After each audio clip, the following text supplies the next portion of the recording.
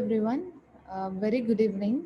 And this is Shrija Santanam, Community Manager working at DC Cap, and I am your today's host. I hope everyone is staying safe and keeping well. First of all, thank you everyone for registering to today's speaker series. Let me use this opportunity to give you all a quick intro about DC Cap, the organization behind the speaker series. DC Cap is a digital commerce agency helping businesses and brands abroad to create e-commerce storefronts.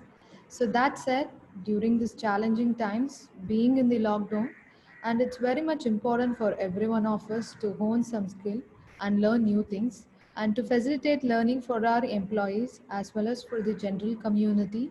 DC Cap started hosting the speaker series, a virtual event that happens every Friday, and through the speaker series, we bring in distinguished thought leaders, technology masters, and change makers around the globe to address on varied topics which matter most to the community.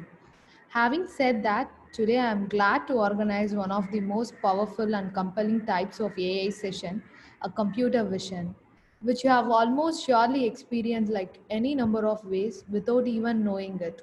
And no, like many are passionate about even cars without a driver or something else. And no, here's a look at what it is and how it works and why it is so awesome. And today I have Prabhakaran Chandran, a data scientist at a leading analytical company. Uh, Thank you so much, Prabhakaran, for accepting our invite. And it's my ado responsibility for giving an intro to him. And I would define his journey as sensas to tensas because he is a graduate from instrumentation and control engineering. However, he works as a data scientist at a leading company. As a data scientist, he is proficient in advanced analytics, statistics, Python, R, and SQL. And he has been working on projects which have created a huge impact on business using AI and data science. And he has been a part of two members team to build AI-based solution for Fortune 500 firms in the area of computer vision, natural language processing, and deep learning. And without any delay, over to you, Prabhakaran Chandran. And one more housekeeping tips. And guys, like if you have any questions, feel free to raise your questions in the Q&A section that you can see at the bottom of your Zoom window. Over to you, Prabhakaran. Thank you so much. Yeah, okay. Good evening to everyone. Myself is Prabhakaran Chandran, and I've been working as a data scientist in a leading analytics company. Today, we'll be discussing about the basic introduction and then how about we proceed with computer vision. We'll be covering fundamentals of computer vision and then concepts, very basic concepts, and then the frameworks which we can use to learn computer vision. Okay, this will be the agenda for today.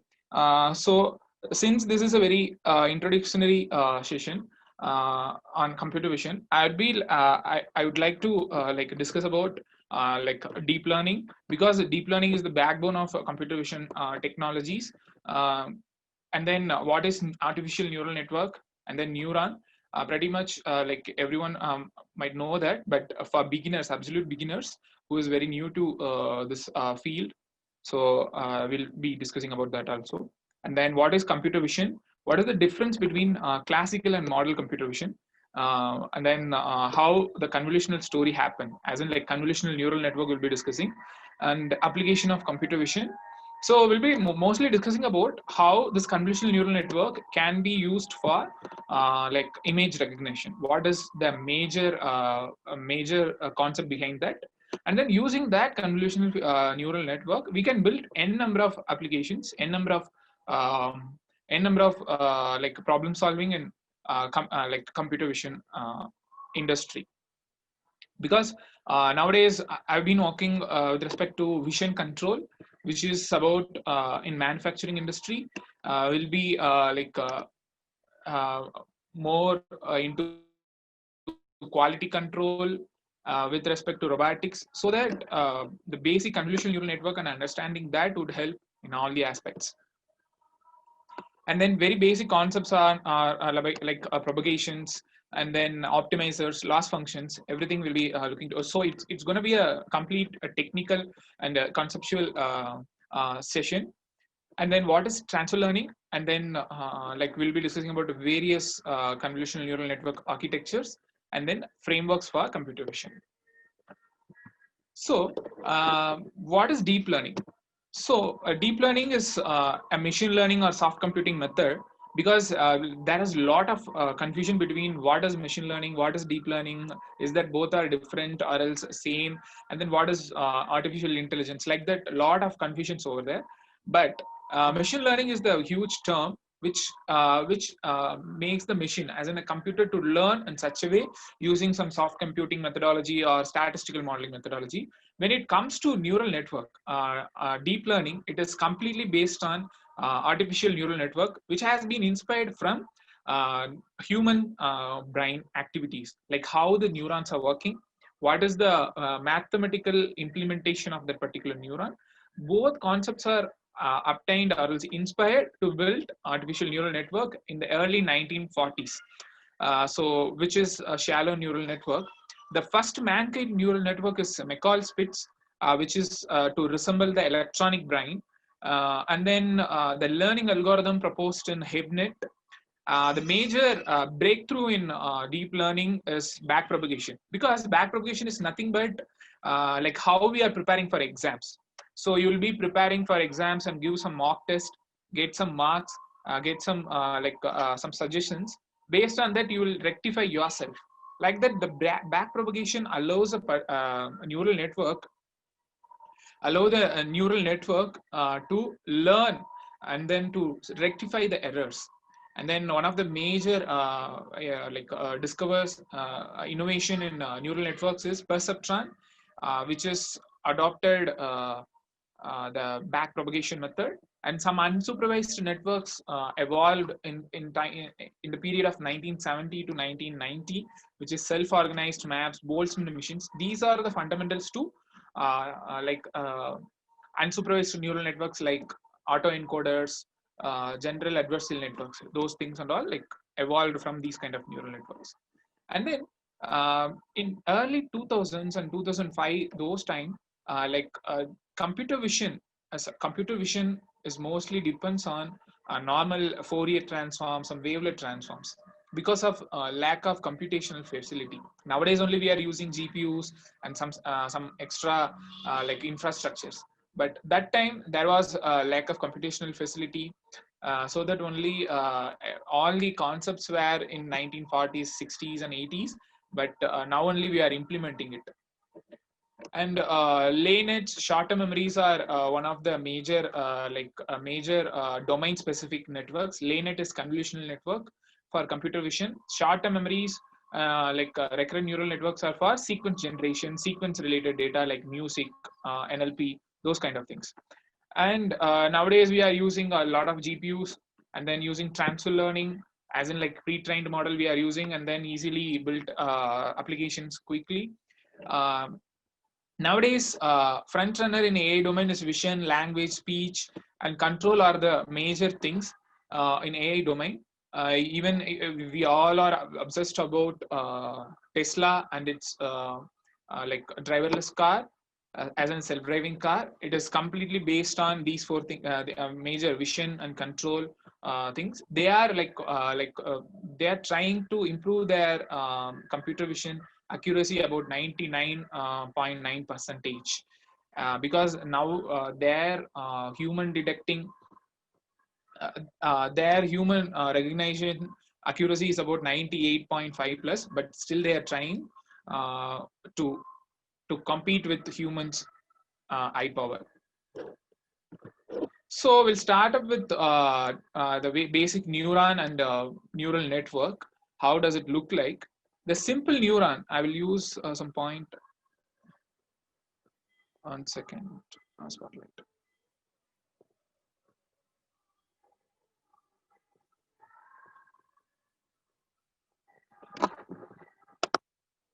Yeah, this is a simple neuron which consists of dendrites, which will receive the chemical signal, which is about sodium, potassium signals in our brain, and then it will process in the nucleus. It will process in the nucleus, and then like send it through the axon to synapse. So this is how the normal human neuron works, as in like from dendrites to synapse. Like that, in a mankind, in a like artificial neuron, we'll be having inputs. These inputs are just x1, x2, x3, and then you'll be seeing like w1, w2, w3, wn. These are the weightages. The weightages is nothing but the learning parameters. So something we have to learn, right? That is what these weights. And then we have some functions and activation functions, and the output will be given. So we'll be discussing each and every part of this neuron, and then how it can be useful for computer vision in upcoming slides. And another one is this is the very simple neuron, artificial neuron.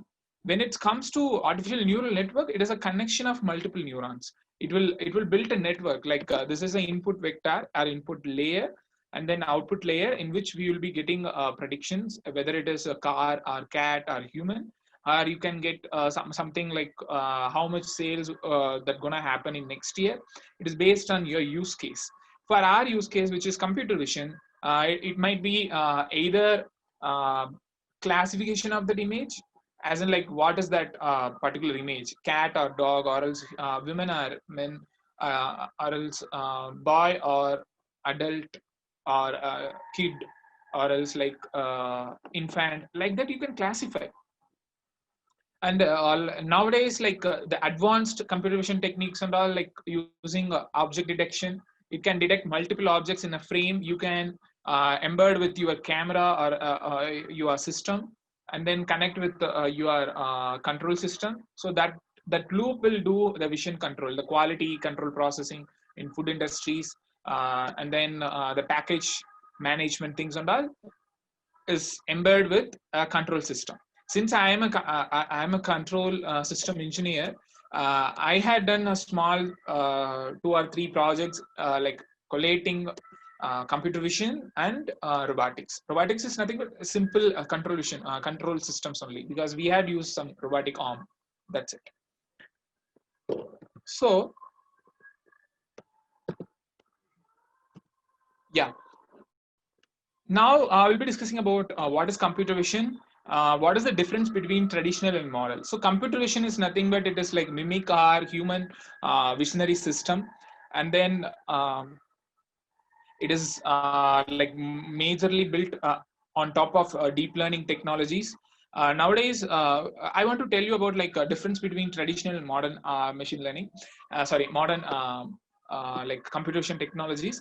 Traditional way of computer vision only has like everything separately, like image collection, image processing, a separate thing, and then some mathematical transforms or else feature transforms will be used to extract the features, and then you will be building some SVM classification or some softmax classification on top of the extracted features. Now, in modern computer vision, you will be replacing everything, as in feature extraction, classification. You'll be replacing everything with a simple neural network. So you don't need to do things separately, like extracting the feature using some wavelet transforms, some Fourier transforms, some kind of convolution differently, and then get the features and then run the like a classification algorithm. So all the things replaced by a neural network architecture. That is what the major difference between that. And also the features are reliable, a compact one. And another one thing is like a lot of architectures are available. Like nowadays, like Facebook artificial intelligence research team is more into a lot of computer vision research. They are building a lot of packages, as in like frameworks with respect to computer vision, with respect to NLP things. With parallelly, Microsoft is introducing some neural network recently. One is HR neural network, high resolutional network, that is. And Google Vision API is competing with everyone. Tesla is doing a lot of research in that. So the modern computer vision is fully occupied with deep learning technologies only. Even if you are interested, if you are well versed, well equipped, you can build your own neural network with your concept. So I want to tell the major thing, like, okay, now we have some understanding or introduction about computer vision and neural network, and how we can combine both the things for computer vision, as in like computer vision plus neural network. That is what the convolutional story, I put that um, title. So like one of the major neural network which is used for computer vision is convolutional neural network. That is what we have been seeing that here. We have been seeing that here. We have been okay. So in the initial stages, the image will be procured, processed, and that image will be given to a convolutional layer. The convolutional layer we'll be discussing in the next few slides. Convolutional layer is nothing but a filter, which is to extract the feature. We have discussed that, right? Convolutional, sorry, the traditional neural network, sorry, traditional computer vision things will require some explicit feature extraction methods, right? Same as this convolutional will take care of that. So convolutional network will always try to extract the important features. Like if you take how the human brain or how human eye is recognizing things, like if something is in front of us, we need to classify that as deer or goat. How will we classify that? It is based on, okay, the deer will have dots and horn, but the goat will not have uh, like dots in its body. Like that, will be having some features, right? The same thing, the neural network has to memorize or has to learn, as in like to capture the features and then making decision based on the features. Like that, the convolutional neural network is designed with respect to that only. So convolutional is nothing but a mathematical operation which is a kind of filter only to extract the features. And then we'll be doing some other stuffs like pooling and ReLU. ReLU is nothing but an activation function, which is a basic thing in neural network. Activation functions are to convert one form of signals to another form of signal. Either it could be for faster convergence of the network learning, otherwise it is to limit the values, because sometimes the networks might be like 150 layers or 200 layers. When you process from 0th layer to 250 layer, sometimes there is a possibility for values to get accumulated. In order to avoid such things, as in like to vanish the values or else to accumulate the values into bigger numbers, we'll be putting some gates kind of things or else activation kind of things to limit such values. That is what we are using tan, hyperbolic tan functions, ReLU functions, and then softmax functions, sigmoid functions, and all, to transform one kind of signals to another kind of signal. Either it could be used for faster convergence or dimensionality reduction, or else it could be used for classification purpose. So let's say softmax, you can be using it for like classification things based on the probability. That is what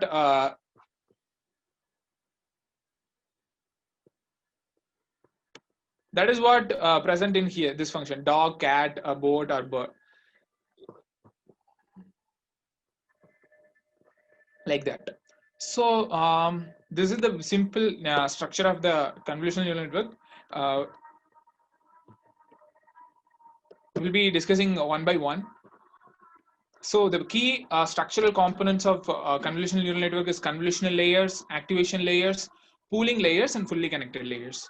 So that we can go through one by one. So this is the convolutional activity, convolutional layers. So one major thing is, whenever you are feeding a network, whenever you are feeding a like image to the network, the image will be represented as a matrix, 2x2 matrix. So this is one layer, this is another one layer, this is another one. Layers as in 3 layers of an image.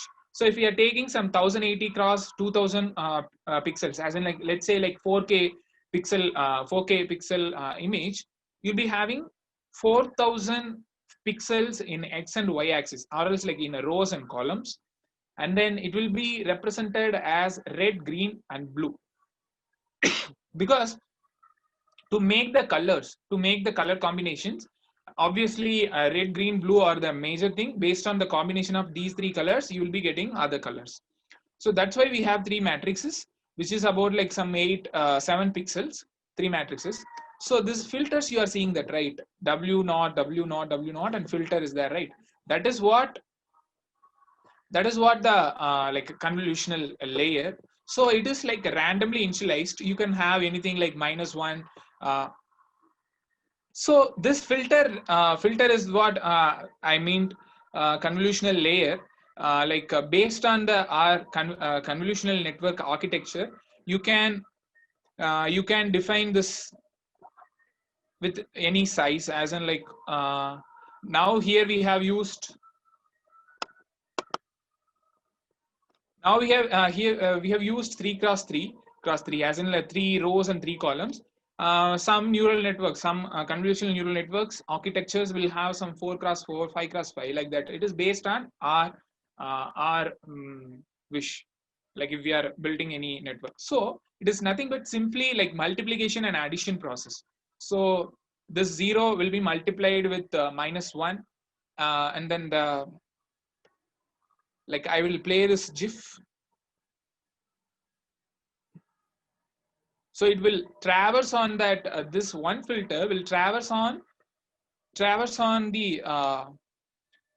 like the whole image layer, which will give the output volume, which will give the output features. So that the filtered feature, as in like the green color, represents the extracted features. That's why I have put one real-time example, which is the teacup. So the tea mug or coffee mug is here, which is 64 cross 64 pixel size. So that will be running a convolutional network. So one thing I want to make it clear, this convolutional filters are W, as in the weight parameters, which has to be learned by the model based on the continuous training of the model, so that it will continuously learn with respect to the backpropagation that we're gonna later stage. So I will play this GIF also. You can see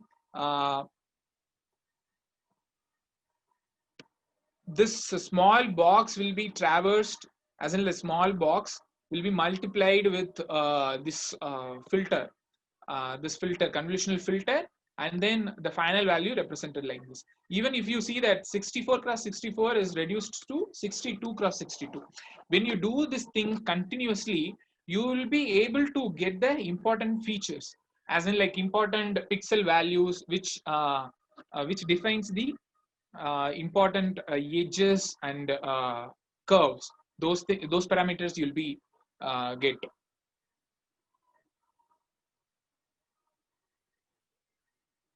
Okay. This is how a simple convolutional layer works.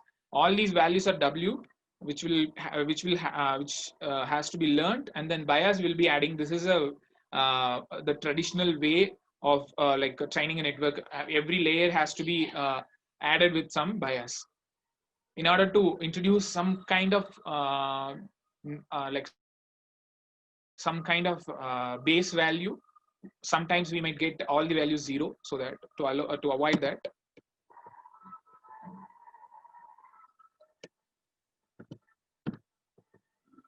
So another one thing is, okay, convolutional layer is there. After the convolutional layer, we'll be having one activation layer. So in the earlier stages, like researchers put the random activation functions. Like some of them are used tanh functions. Some of them used sigmoid functions. But nowadays, everything standardized, as in like all the new algorithms or all the new architectures are ReLU along with the convolutional layers. And for the final layers, as in like the final layers, as in the classification layers, we are using sigmoid and softmax. So sigmoid is for multi-label classification. Softmax is for multi-class classification. So the difference between multi-class and multi-label is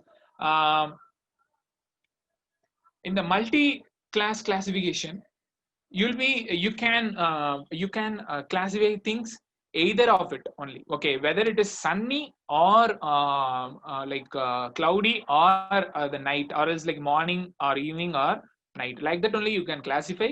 Or else you can classify like how to say, like car, truck, and cycle, like that only you can classify, as in like everything is mutually exclusive. But in multi-label, you can classify a particular image or else a particular scenario with respect to multiple things. This is sunny and this is cloudy, or else this is a vehicle and this is a car, like that you can classify based on your use case. So the ReLU is to convert everything into positive terms, as in like if your value or else if your pixel value is in the negative form, it will try to avoid that. That is how this convolutional layer uh, can be easily converged. That is what like ReLU is very cheap to compute. There is no complicated math because it is just converting everything into max, like converting everything into positive. Another one thing is it saturate very it saturate very easily. It doesn't have any vanishing gradient problem. That is what like vanishing gradient problem is nothing but like reaching the value to 0, which means there is no learning. And then sigmoid and softmax and all used for classification layers of convolutional neural network. So a convolutional neural network consists of two parts. One is feature extraction, another one is classification. Feature extraction consists of convolutional pooling and ReLU layer, and then classification layer is consists of fully connected layer and a sigmoid layer, sigmoid or softmax to classify things.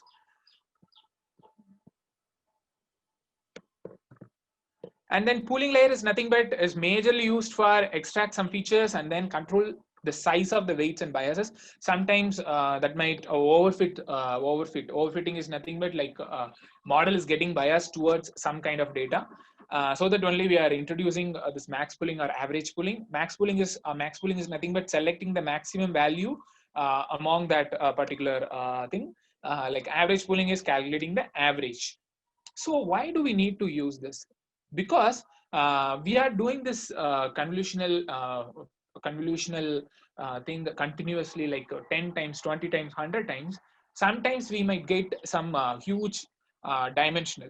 So that in order to reduce the dimensionality and then in order to control the size of the weights and biases, because the memory issue is there, and then to avoid the overfitting, we are using this particular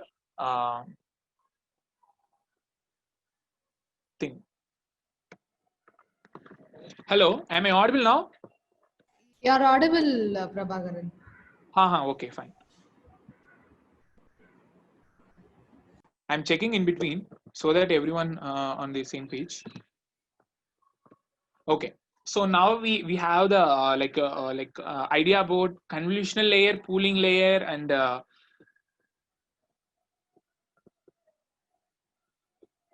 convolutional layer, pooling layer, and how the activation layers are helping. Let's see how forward and backward pass is happening. So forward and backward pass is the actual learning of the neural network. So we already have the architecture in place, but we need to train that. How we can train that? That is what forward path and backward path does. Pass does. Okay. So in the forward path, we'll be having the parameters. We'll be initializing the parameters using some random distributions. Like nowadays, we are using Savior distribution is there. You can use it with your random distribution. That is not a big deal. And then cache memory is nothing but to save the initial parameters. After that, this is the first stage. So the step one is random initialization of the weights. The model is ready, as in like you call the model and initialize the model. The first step is feed forward. Feed forward is nothing but taking an image and then processing it from the first layer to the last layer and classify something. So you have classified and then you have the actual output, which is the output from your model. And then you have the decide output. So let's say like you have trained on a cat image, but your model predicted that has rat. And then the decide output is cat. So you'll be calculating this loss function or error function. Based on that only you can back propagate and then learn the errors, as in like what we have what is the mistake that we have done, and then how can we rectify that? Those thing will be that thing we can do that in a calculate the loss function and then calculate the derivative of the error. So calculating the derivative and then updated it through the like weights is nothing but back propagation and then gradients. So we can use some optimizer function to optimize it, because like that will take some more time if you do step by step. So we can do intermediate optimizer function, which could be like a delta rule or else add a delta stochastic gradient. There's a lot of things are there. Yeah. So we have discussed one thing, loss function. How can we calculate how it is helping? So loss function is nothing but like how much probability or else like how we are lagging to increase the probability of the correct class. If you see, our aim is to reduce the cross entropy loss, whereas we need to increase the probability for this. Okay. This is calculated using this formula cross entropy loss, categorical cross entropy law, which is like summation of T0 log of T0 C. So it is nothing but T0 is our target. Either it could be 0 and 1. Like probability is the output, softmax output, that is from our model. Okay, based on this, you'll be calculating the categorical loss and then back propagating it by making by calculating the derivative of this function. So we have discussed one thing, which is optimizers. What is the use of optimizers? Because we have like weights, biases. If we follow the simple back propagation, which is to calculate the derivative and update the derivative, update the weights by plus or minus these things. But here, okay. One question I got, which is doing hyperparameter tuning trial and error, or is there any approach to do it on Keras? Actually, there is no such like rule. Okay, you need to adjust like this, or else like to select this particular thing. It is not about that. To optimize the hyperparameters, you can go with grid search, or else like some random search, or else some other optimization techniques are there to select the hyperparameters. But there is no precise way to set, okay, this is your problem, just do this. This is your problem, just do this. There is no such things like that. It is like trial and error only, because sometimes you feel add a delta, or else like momentum 0.09 would help you, but sometimes that might be the real problem for you. That is the major thing. And then how to choose the kernel matrix for the problems. So nowadays you no need to choose any kind of kernel matrix because nowadays all the architectures are available readily, so you can use that. Otherwise, kernel matrix, if you want to write as a traditional way, like defining the layer by layer, you can go through the TensorFlow or else PyTorch's like documentation. And then, is it necessary to learn TF, or just Keras is good? I would say Keras is good, because like all the possible things are directly available in Keras itself. If you want to learn Keras only, but I would suggest you to learn PyTorch as well, because PyTorch is nowadays like useful in research and development side. Because Facebook is giving a lot of things, and then PyTorch based frameworks are available readily. Whereas I feel some lagging in TensorFlow and like Keras side. But during the when I was in a beginner stage, I felt Keras is the one of the intuitive platform to learn. That is what I felt. So if you want to learn quickly, you can go about with Keras, because Keras is very simple, like 2 or 3 lines of code, model.compile, model.history, model.fit, like that you will get it. But in PyTorch or TensorFlow, you will be required to write a lot of codes, which is depends on your coding skills. But other than that, I would suggest everyone to learn and grasp the concepts, because developing a code is not a big deal. But understanding and expressing and then justifying things to your client or your manager or your peers is the important thing, which will help you to prove yourself. Okay. So optimizers are there to optimize uh, the parameters, and then to learn much faster to reach the convergence. If you see, this parameter has here we have taken one cost function, and parameters could be any theta values or else weight values or bias values, which will be expressed in some vector space. Our model will start from somewhere here, as in somewhere in the 12 or 14, the highest point, and then for each time, each step will be requiring to do. That is what we have the function like wj minus alpha, uh, like uh, dou j divided by dou theta. The alpha is nothing but a learning rate. So learning rate defines you how much to learn, how big is the learning step you might require to take in the next iterations, like that. So if you take some 0.0001, that might be the precise learning. You are learning some learning very slowly. That is also one thing, but that is the one of the major useful thing, because if you increase the learning rate, you might fall into this side, as in the another higher side. So that it is advisable to have the learning rate as much as small, and then a lot of learning rate schedulers are there to reduce the learning rates after some steps. And then weight decay methods are there, and then momentum is there to increase the speed, and then to think about the previous gradients in order to memorize something from the previous iterations. So a lot of things are there. Adder gradient is adaptive gradients. That is what accumulating the previous gradients and then taking the things. Adder delta, add a momentum is and all, like based on learning rate and momentum based optimizer things. We have no we don't have much time to discuss about it, because with respect to optimizers we can discuss a lot. You can follow or else you can make a decision based on your use cases. But ideally I would use I would always use ADAM only, because that is more powerful adaptive momentum thing. Or else SGD can be used, but that is quite slow.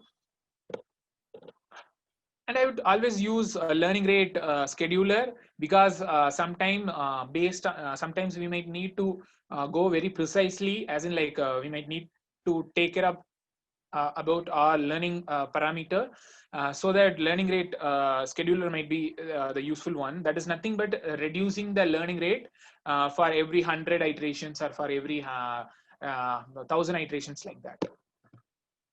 So far we have discussed everything, the basic. Can you explain sigmoid versus softmax? Okay, so both are both are converting all the signal values into probabilities only. But the major difference between sigmoid and softmax is, if you sum up all the probabilities, sigmoid will not give you one.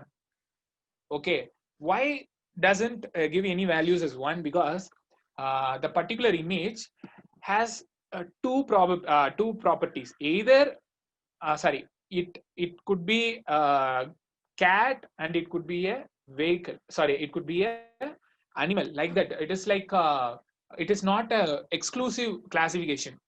That is what in the sigmoid is there.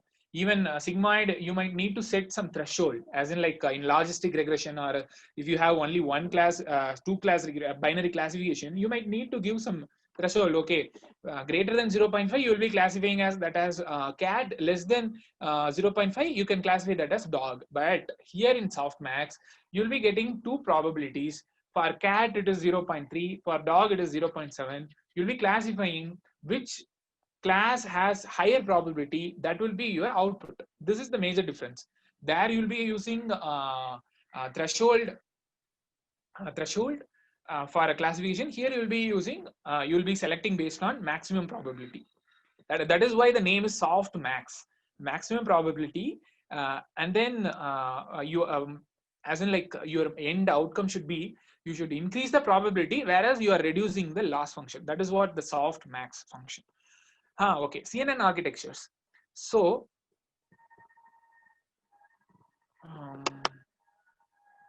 yeah, I'll be sharing my slides. Obviously, you can use it. You can connect with me in LinkedIn. My name is Prabhakaran Chandran. If you put that, you can get it. You can connect with me to learn further. Okay, convolutional neural network architecture. Okay, for us or else for everyone, some competition or else something needs to be there to motivate us there, motivate ourselves, right? Like that, one competition which is ImageNet large scale visual recognition challenge. One of the competition, ILS VR challenge, which is the major motivation for new computer vision architectures, convolutional neural network architecture.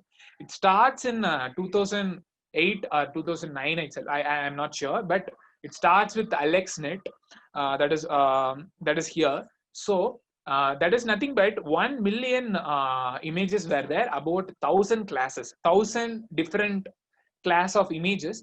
So scientists were asked to come up with the new architectures which can classify all the 1,000 classes precisely. Okay, so that is the major motivation to come up with a lot of architectures. Like, it all started with AlexNet. You can Google about AlexNet architecture. That's why I stated in the earliest stages, like scientists were using TANH. This is the one of the guy AlexNet. Sorry, not AlexNet. LayNet is there, which is LayNet, which is the first complete neural network. They were using TAN function, but from the AlexNet only, everyone started using ReLU. AlexNet is a very small thing, which is about 5 layers or 6 layers. But when you come up with some ResNet 18 and all, we'll have like 18 layers. ResNet 101 layers, like that. The number represent layers. And then Inception, GoogleNet and all provided by Google. And then VGG is Visual Graphics Group. Like that, lot of new networks were there, which has been developed by some research group, some MIT or else Stanford professors, like that. Then the second graph represents the accuracy of it, and then the size of it. The very big network is VGG 16 and VGG 19. Since even it is a small network, as in like 16 layers and 19 layers, the parameters that is learning is very big, as in like 155 million. So you cannot imagine that to run it on your normal laptop, which is about 2 GB RAM, 4 GB RAM, or 8 GB RAM. You'd be requiring a GPU. That is why I'm suggesting everyone to practice neural network or practice convolution, computer vision, practice NLP on Kaggle platform or else Google Colab, which will be useful for you to document, to make a repository, and then you can play in a real-time environment, not on your local thing. If you that is one of the important thing which will be useful for you. Yeah, this is the VGG 16 architecture. I would like, I always like VGG 16 because whenever I used to build a thing, I would prefer VGG 16 only, because that has a lot of learning parameters to learn. Because the size of the network is, the size of the one layer is it is like 256 cross 256, 516 cross 516. But if you come to ResNet, everything is 64, 128, like 512. But the ResNet has the major drawback is like the residual things, which is like something skipping the convolutional layer. So it might be not useful for some use cases, but VGG might be useful for us. So there is no classification like, okay, you should use VGG for this kind of things and then ResNet for this kind of things. No, it is all about to face that challenge and to get the higher accuracy.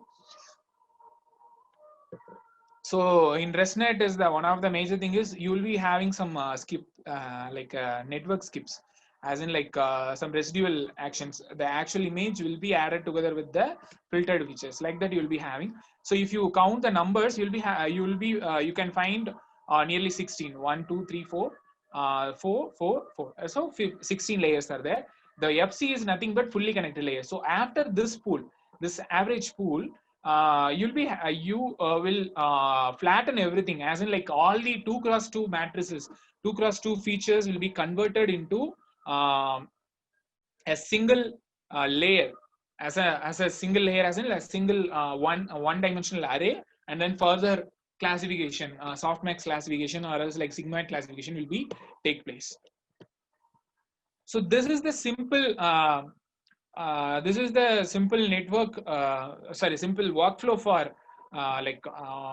computer vision based image classification. The first thing is dataset collection and data partitioning. Partitioning as in like dividing it into testing, validation, and training. And then you'll be doing some data augmentation if you don't have much data. And then selecting the model from the models. Models is nothing but a repository which has multiple pre-trained model. Pre-trained model as in like the model will be trained on that ImageNet, as in like the 1 million images with 1,000 classes, right? So that is like a benchmark. So you can use that model directly and then fine tune it, which will save a lot of time and then which will improve your accuracy and then other performance metrics is also.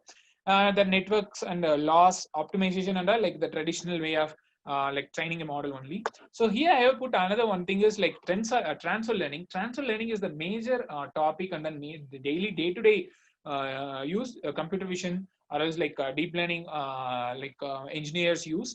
So it is nothing but using the pre-trained version of the convolutional neural network or else like any kind of neural network, and then you'll be adjusting the final few layers, as in like some 4 or 5 layers in the end, and then fine tuning it, which will save a lot of time and then which will give you some good like accuracy.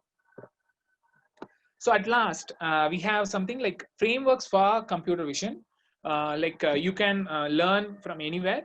Like PyTorch is one of the good thing to learn. TensorFlow is also there, but one of the major disadvantages in PyTorch is with respect to TensorFlow. TensorFlow has an active user group, as in like even TensorFlow user group Coimbatore is there, TensorFlow user group Chennai, a lot of things are there. But in PyTorch, there is no such things.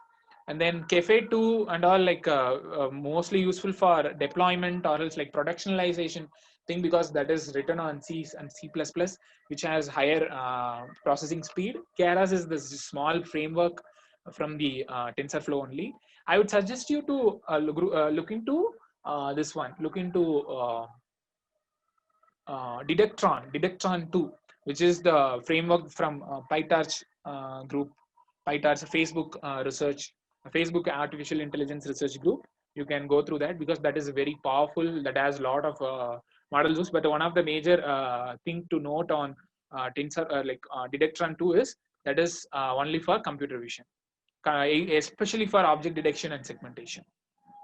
Yeah, okay. So I have another one question, which is from Samuel, which is about how is OpenCV? Okay, OpenCV is a very old thing, as in like that is majorly used for image processing and then like algorithm-based things. That is what the traditional way of machine learning stuffs were used to extract the features, not for train or anything. And how does weight change in backpropagation in CNN? Okay. I would like to say the weights are present in the matrices, which is convolutional networks. So if you say one convolutional layer, that is about some 3 cross 3 cross 3, as in 3 filters in the size of 3 cross 3. So all the values in that is a separate weight. So same convolutional, same backpropagation, like you'll be calculating the gradient as in dou divided by dou theta. The gradient will be adjust, as in like the gradient will be multiplied with the neural learning parameter, learning rate, and that will be minus, as in like that will be subtracted from the existing weights. That is how this work. And then any other questions? That's it. This is about a very fundamental, and then getting started with computer vision. If you know the basics of convolutional neural network and backpropagation, and then how the neural network works, it would be very useful to learn multiple architectures. Though after this is about only using architecture and building pipelines, like how we can get the images and then put it into a neural network and get the output, and again do the iterations or integrate with some other things, or productionalize that or deployed it on some web application. This is about execution part, but the basic fundamental would be about architecture wise, like what are all the different computer vision architectures are there, This is about the image classification computer vision thing only, but other thing is like object detection, segmentation, because segmentation is the major field which is in medical imaging, as in like segmenting the 3D computer tomography, as in CT scans or MRI scan images, to segment the tumor cells, or else like pneumonia attack, or else brain cancer or lung cancer things and all, like a lot of medical imaging, radiology related things are there with respect to segmentation. So you can study about segmentation networks. I mean, this is about just architectural changes. Everything is using convolutional neural network only, but somewhere you'll be seeing some extra fittings, as in like some extra like architectures to detect the object and classify the object, to detect the object and segment the object. Like that, you'll be having some branches over there. Yeah. Any other doubts?